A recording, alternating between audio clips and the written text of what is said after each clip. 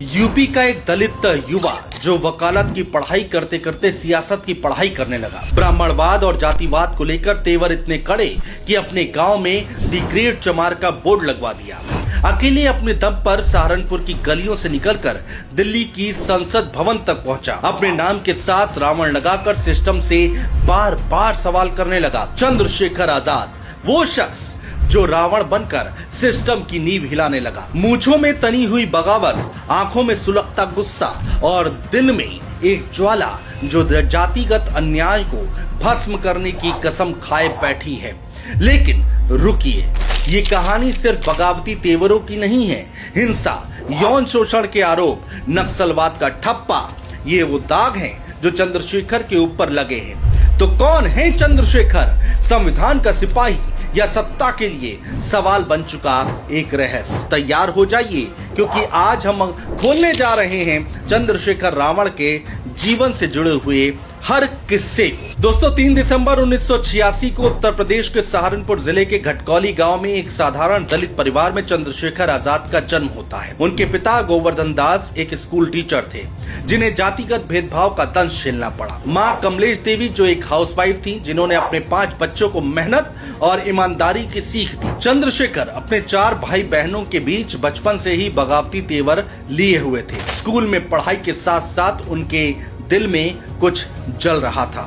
वो था जातिगत अन्याय के खिलाफ एक चिंगारी। चंद्रशेखर ने देहरादून से लॉ की डिग्री ली और जिसके बाद सपना था अमेरिका जाकर पढ़ाई करने का। लेकिन नियति को कुछ और ही मंजूर था। सहारनपुर के एक स्कूल में पिता के इलाज के दौरान दलितों पर हुए अत्याचार ने चंद्रशेखर के जीवन का रुख मोड़ दिया। वकील बनने का सपना अब समाज सेवा की आग में जलने लगा। 2015 में चंद्रशेखर ने अपने गांव घटकौली में एक बोर्ड लगाया, जिस पर लिखा था दी ग्रेट चमार घटकौली में आपका स्वागत करता है। ये बोर्ड सिर्फ लकड़ी और पेंट का टुकड़ा नहीं था, ये था एक बगावत का ऐलान। इलाके में जहां गाड़ियों पर दी ग्रेट राजपूत या राजपूताना लिखा दिखता था, वहां चंद्रशेखर ने दलित बोर्ड लगाना शुरू कर दिया। लेकिन ये बोर्ड स्थानीय ठाकुरों को नागवार गुजरा। तनाव बढ़ा और यहीं से शुरू हुई भीम आर्मी की नींव। सतीश कुमार और विनय रतन आर्य के साथ मिलकर चंद्रशेखर ने 2015 में भीम आर्मी बनाई, जिसका मकसद था शिक्षा के जरिए दलितों को सशक्त करना। सहारनपुर, मेरठ, मुजफ्फरनगर और शामली में 350 से ज्यादा पाठशालाएं खोली गईं, जहां दलित बच्चे मुफ्त पढ़ाई करते, बड़े छात्र अपने छोटे भाई बहनों को पढ़ाते, जिसके जरिए वो सरकारी स्कूलों की खराब शिक्षा व्यवस्था को चुनौती देते। लेकिन दोस्तों, चंद्रशेखर की ये बगावती राह आसान नहीं थी। 2016 में छुटमलपुर के AHP इंटर कॉलेज में दलित छात्रों की पिटाई की घटना ने चंद्रशेखर को सुर्खियों में ला दिया। उन्होंने स्कूल में भेदभाव के खिलाफ आवाज उठाई। आरोप लगाया कि बेंच साफ करने और पानी न पीने जैसी छोटी छोटी बातों पर दलित बच्चों के साथ हिंसा हो रही थी। चंद्रशेखर ने कहा, ऐसे जातिगत उत्पीड़न के खिलाफ हमें एक संगठन चाहिए, और भीम आर्मी ने यहीं से जोर पकड़ना शुरू कर दिया। इसके बाद 5 मई 2017 को सहारनपुर के शब्बीरपुर गांव में महाराणा प्रताप की जयंती पर ठाकुर समुदाय की शोभा यात्रा को दलितों ने रोकने की कोशिश की, क्योंकि उनके मुताबिक इसके लिए कोई अनुमति नहीं दी गई थी, जिसका नतीजा हुआ हिंसा। इस हिंसा में 60 दलितों के घर जला दिए गए, कई लोग घायल हुए। इसके बाद हिंसा के खिलाफ 9 मई को जब भीम आर्मी ने गांधी मैदान में प्रदर्शन किया, तो पुलिस ने लाठीचार्ज कर दिया। चंद्रशेखर और उनके साथियों ने मुआवजे और हमलावरों के खिलाफ कार्रवाई की मांग की, लेकिन जवाब में उन्हें प्रशासन की तरफ से और भी ज्यादा सख्ती मिली। इसके बाद दोस्तों, 21 मई 2017 को दिल्ली के जंतर मंतर पर चंद्रशेखर ने हजारों दलित युवाओं को इकट्ठा किया। उनका भाषण आग की तरह फैलने लगा। उन्होंने कहा, हमारा संविधान हमारा हथियार है, हम अहिंसा भी यकीन रखते हैं, लेकिन अपनी आवाज दबने नहीं देंगे। ब्राह्मणवाद इस देश का असली खतरा है, ना कि और कोई समुदाय। दोस्तों, इस भाषण ने न सिर्फ दलितों बल्कि मुस्लिम समुदाय को भी प्रेरित किया, क्योंकि चंद्रशेखर ने तब ये भी कहा कि मुसलमान हमारे भाई हैं, हमें एकजुट होकर ब्राह्मणवाद से लड़ना है। मैं इस बात पे सख्त विरोध दर्ज कराता हूँ। आप मुसलमानों को सड़क पे 15 मिनट नमाज नहीं पढ़ने देंगे, जबकि तो उनका भी बराबर का योगदान है। वहीं पूरे कावड़ का त्योहार 1 महीना सड़क पर रहेगा। आप मुसलमानों की, जैनों की, सिखों की, बौद्धिस्टों की, ईसाइयों की धार्मिक आजादी का को छीनने का काम करें, पर न्याय करें। आपको सरकार में आने का मौका मिला है, आपको कॉन्स्टिट्यूशन का सम्मान करना चाहिए। धर्म और जाति के आधार पर भेदभाव नहीं किया जा सकता है, स्थान के आधार पर, लेकिन ये हो रहा है उत्तर प्रदेश में। दोस्तों, ये जोश प्रशासन को रास नहीं आया। 9 जून 2017 को चंद्रशेखर को यूपी पुलिस ने गिरफ्तार कर लिया। उन पर कई आपराधिक मामले दर्ज किए गए। नवंबर 2017 में तो राष्ट्रीय सुरक्षा अधिनियम यानी कि एनएसए तक लगा दिया गया, वो भी तब जब उन्हें एक मामले में जमानत मिल चुकी थी। इसके बाद जनवरी 2018 में एनएसए की अवधि और बढ़ा दी गई।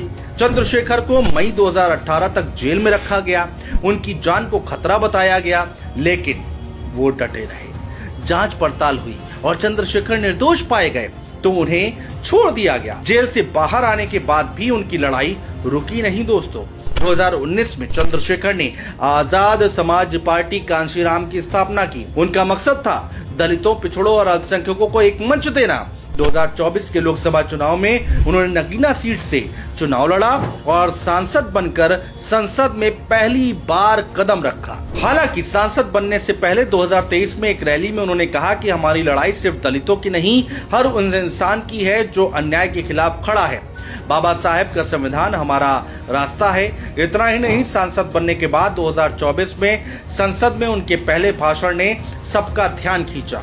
उन्होंने कहा, ये संसद सिर्फ अमीरों और ऊंची जातियों की नहीं, ये हर उस शख्स की है जो इस देश का नागरिक है।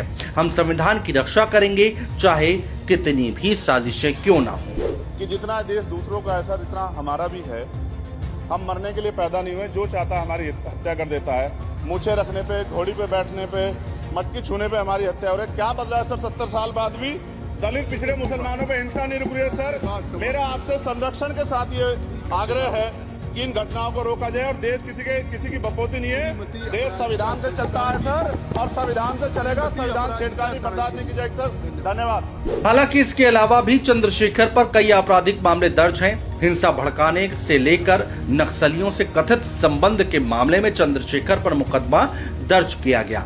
पुलिस और प्रशासन ने उन्हें व्हाट्सएप के जरिए भड़काऊ संदेश भेजने का आरोप भी लगाया। लेकिन चंद्रशेखर ने हर बार यही कहा, हम संविधान के दायरे में लड़ रहे हैं। अगर दलितों के हक की बात करना नक्सलवाद है तो मुझे नक्सली कहलाने में कोई शर्म नहीं है। दोस्तों, सहारनपुर में 2017 की हिंसा में एक राजपूत युवक की मौत के बाद भी उन पर आरोप लगे, लेकिन पोस्टमार्टम रिपोर्ट ने साफ किया कि मौत का कारण दम घुटना था।